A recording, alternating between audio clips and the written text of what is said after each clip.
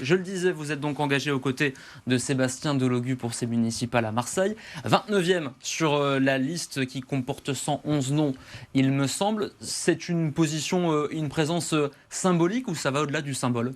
Non, ça va au-delà du symbole. D'abord, c'est une position qui vise à soutenir une équipe, un collectif qui a été constitué dans cette campagne des élections municipales, dont je suis très fier, qui fait un travail formidable, qui a notamment fait un gros travail programmatique pour apporter des réponses aux problématiques que rencontrent les Marseillaises et les Marseillais au quotidien.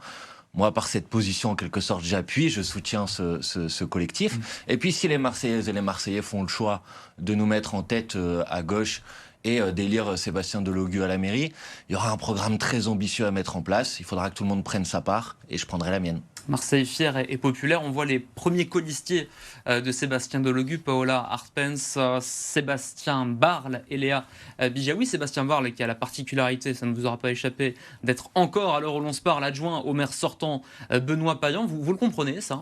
Oui, bien sûr, parce que Sébastien Barle, d'abord, il vient de l'écologie politique. Il était, je le rappelle, la tête de liste des écologistes à la dernière élection municipale. Et je pense qu'il a fait le constat pendant les 6 années qui viennent de s'écouler que la politique qui a été mise en place par la municipalité sortante n'était pas suffisamment ambitieuse en matière de transition écologique. Et il a trouvé autour de notre liste Marseille est fière et populaire, qu'on a constituée ensemble, une liste qui met vraiment la question écologique au cœur de ses priorités. Et donc Sébastien Barle, je pense que sa décision, c'est une décision de cohérence politique avec ses engagements écologistes qui portent de longue date. La liste qui les porte le mieux aujourd'hui dans cette campagne des élections municipales, c'est la liste de Sébastien Delogu. Une liste dans laquelle vous prenez votre part, dans cette campagne aussi, vous y prenez part. Ici à Marseille, on vous voit beaucoup sur le terrain. C'est peut-être plus particulier pour vous. Vous êtes évidemment présent sur le plan national aux côtés des candidats insoumis, mais Marseille, c'est différent. Jean-Luc Mélenchon, à Marseille, il y a quelques mois de cela, parlait d'une ville rebelle un peu à son image et à celle des insoumis. Oui, c'est vrai. Et puis la France insoumise ici a toujours fait des résultats électoraux importants. Nous sommes 2 députés, Sébastien Delogu et moi-même, de Marseille.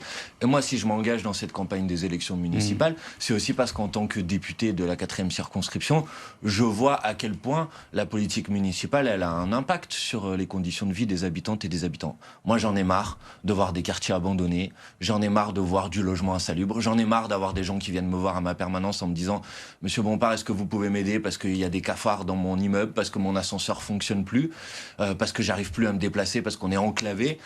Et donc ça, c'est des sujets sur lesquels, si on veut apporter des réponses, lutter contre le logement indigne, doubler l'offre de transport, pour apporter ces réponses-là, il faut prendre la tête des politiques municipales. Et donc, il y a une cohérence, si vous voulez, entre mon engagement en tant que parlementaire et mon engagement dans cette campagne. Et vous vous appuyez sur des noms issus de la société civile inconnue. Regardez les premiers colistiers. On va encore ouvrir la focale. On est sur les 15 premiers noms, me semble-t-il. En plus du vôtre, je parlais de Sébastien Barle, donc, qui est adjoint. On a un adjoint au maire, on a un député que vous êtes. Et puis, on a aussi des personnes issues de la société civile. Ça aussi, c'était une volonté, une priorité ?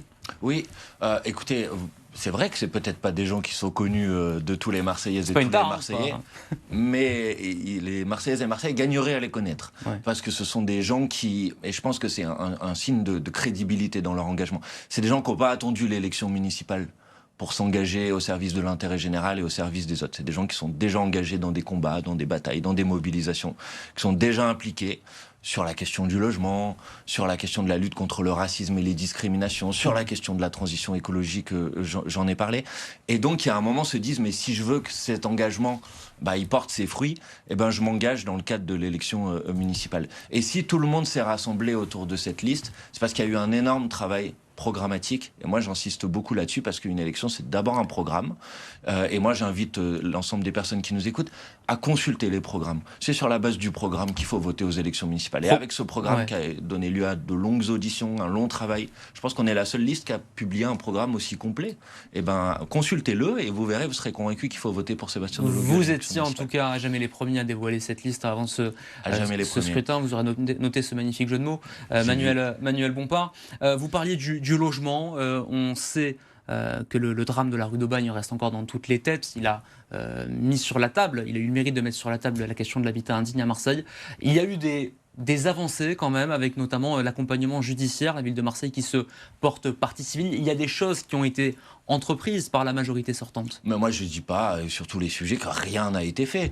La question est de savoir, est-ce que les politiques qui sont mises en place sont à la hauteur de l'importance des enjeux? Qu'est-ce que vous voudriez faire sur la question du logement? Par exemple, sur la question du logement, alors il y a différents sujets. D'abord, il y a une vraie difficulté d'accès au logement social à Marseille. On fait partie des villes dans lesquelles la durée d'attente, le temps d'attente pour pouvoir avoir accès à un logement social est extrêmement important. Et pourquoi? Notamment parce qu'on n'a pas respecté un rythme de construction de logements sociaux qui permet aux gens de pouvoir se loger dignement. Donc il faut construire du logement, et nous dans le programme on propose de construire 30 000 logements. Et ensuite il y a la lutte contre l'habitat indigne et contre l'habitat insalubre.